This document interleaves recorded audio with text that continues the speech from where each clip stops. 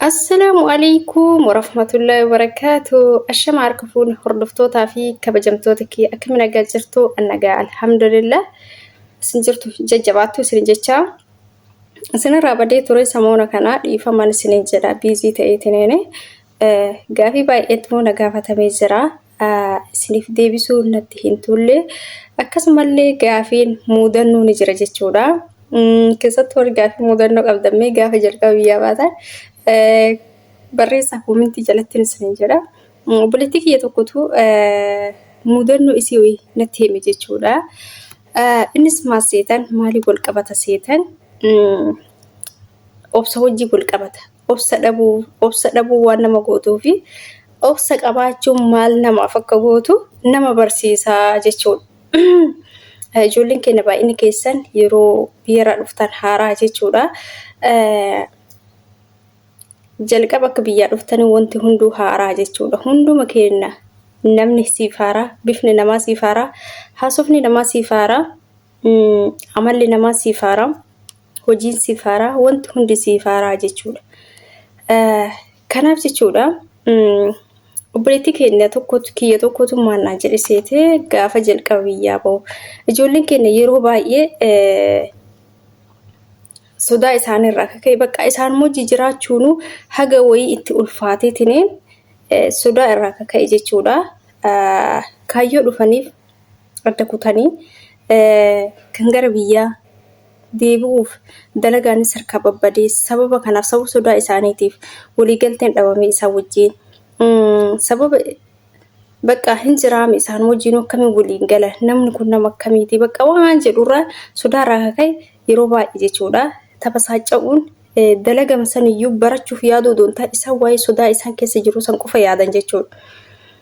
Kanaaf obboleettiin kee tokko maal naan jette jechuudha. Mi'a akkarraa baratan muudannoo kiyya kana obboleeyyan kiyya biraan naaf gahi naan jette.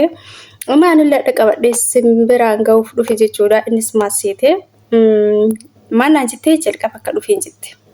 Akka dhufeen bubbulee bakka ji'a 5 ji'a 6 ga'e jetti. Ji'a 6 yoo ga'eetiin hin jedhu.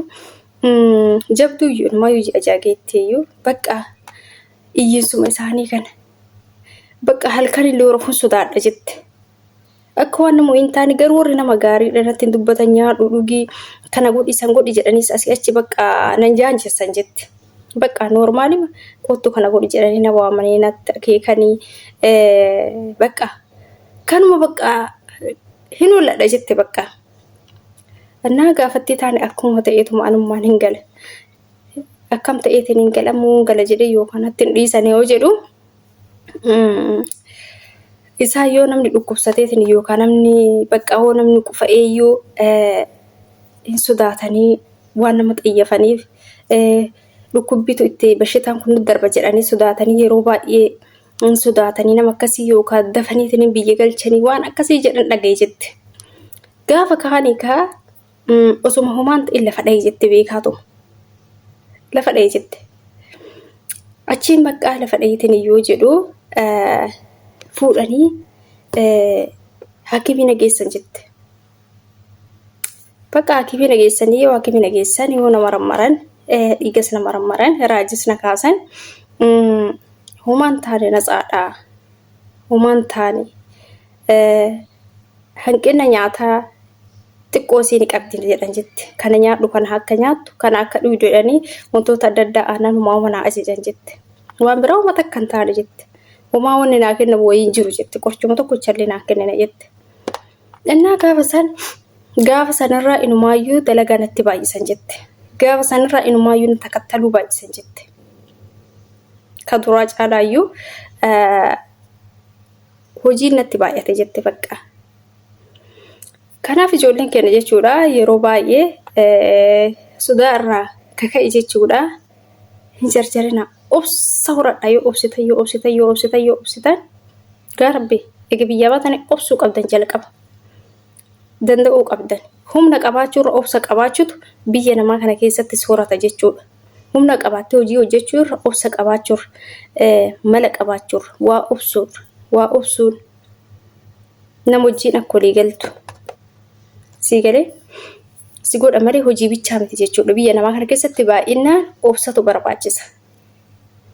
Onnaa kanaafi anuu qabatamaan jechuudha hiriyyaan tiyya jechuudha gaafa biyyaa dhufu firuma keenya jechuudha mucattii firuma tiyya yeroo san jalqaba maabiraawillee wajjin barannee bakka wajjuma xumuranne waa hunda eerpoortiillee makiinaa tokkochaan deemne jechuudha haga boolee xiyyaarallee isin afoo teessoon afoora teesse an duubarraan taa'e. Mucattiin tun gaafa san haga eerpoortii deemnurra boo'icha ka jammarte. Nullee garuu biyyuma namaa deemaa irraa mi bakkoo duraan hin beekne deemaa irraa. Namni haalli namaa amalli namaa garaan namaa garagara malee ijoollee hundumaa garuu yeroo san boo'an gisee maatiin geggeessan booda deebi'anii callisan. Isiin xiyyaara keessatti shaarbii gadi gullattee mataa osoo boottu nyaata xiyyaara keessa nuu kenname hin nyaanne hin qammas achi dhaqnee eerpoortiitti gadi nu duuchaan xiyyaara nu yaabbanne tiraanzishiiniidha. Tiraanzishiinii san bakkatti buuna wayi beeknaa irreen beeku adhan mallee bakka san bakkatti buusan jechuudha haga ammaa. Achiin bakka sanarraa jechuudha. Bakka sanitti amma araboota adiidii kana nu gaafa san kan jalqaba zaahira araboota arguu jechuun zaahira gaafa san duraan TV keessatti agarraami gaafa san zaahira ijaan agarre. Isaan hagana gagga'u kanneen dubartii isaanii hagana gagga'u kanneen dhaabatuma isaaniitti nu hollachiise ijumaan achi ilaalle ijuma san maal jetti mucattiin wallaahi ani jetti soofii ani jetti uummata kan wajjin hin jiraadha jedhee hogganama uummata kan wajjin jiraadha jedhee tasuma yaadu jetti akkamitti uummata kan wajjin jiraadha mee ilaali haga isaan gaga'an mee ilaali afaan isaanii isaan haasan akkatti iyyan jette warra eerpoortii keessa deema warra eerpoortii keessa hojjetu sanii ban gana ofiiyyuu gana xiyyaaraan bakka biraa deemu inna achiin bakka akkasitti mucattii sun guyyaan nu bararre sun lammaffaa hagadhaan beeka guyyaan nu bararre sun lammaffaa sirrii ka jara kanneen eerpoortii keessatti agarte mucattii itti abaasee yuka duraa caala itti abaasee boo'icha bakka namuma kan wajjin akkamitti jiraadhaa bar sodama namaa kana jechuun akkanuma achi ilaalteetuma sodamaaf jechuun waa biraa namni wayii isii dubbate jira yookaan namni waa nama godhu tokko hin jiru ijumaan achi ilaalteetu dhaabatuma namaa kana sodaa jechuudha hundumti keenya sodaanna bakka ka isii immoo inuma abaase mucattii sun lammaffoon deemne jechuudha torbeessan